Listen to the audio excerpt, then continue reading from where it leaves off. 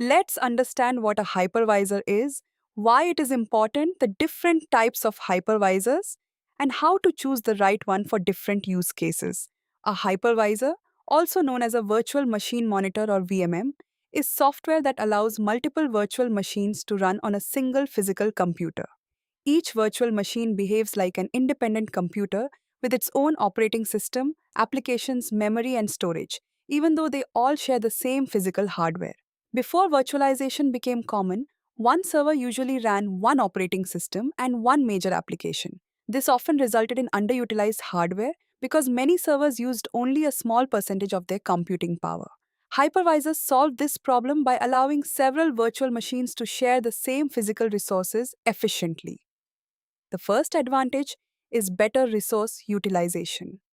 Organizations can run multiple workloads on one physical server, reducing hardware waste.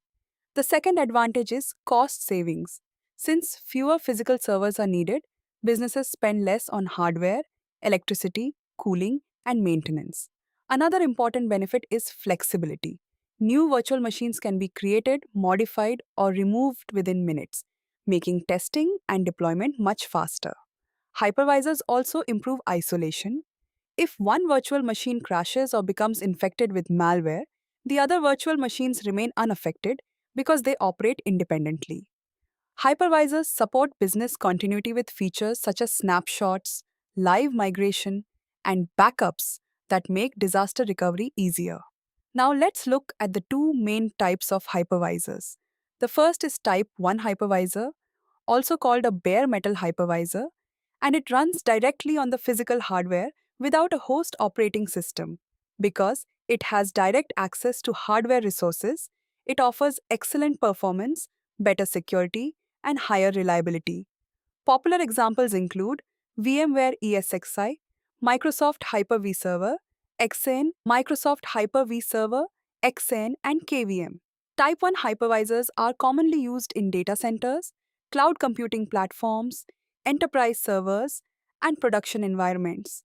The second is Type 2 hypervisor, also known as a hosted hypervisor, and it runs as an application on top of an existing operating system like Windows, Linux, or Mac OS. Examples include Oracle VirtualBox, VMware Workstation, and VMware Fusion. Type 2 hypervisors are easier to install and ideal for students, software developers, testing environments, and personal learning. However, because they rely on the host operating system, they generally have slightly lower performance compared to Type 1 hypervisors. Type 1 hypervisors provide higher performance, stronger security, and better scalability for enterprise and cloud environments. Type 2 hypervisors are simpler to use, easier to install, and perfect for development, experimentation, and educational purposes.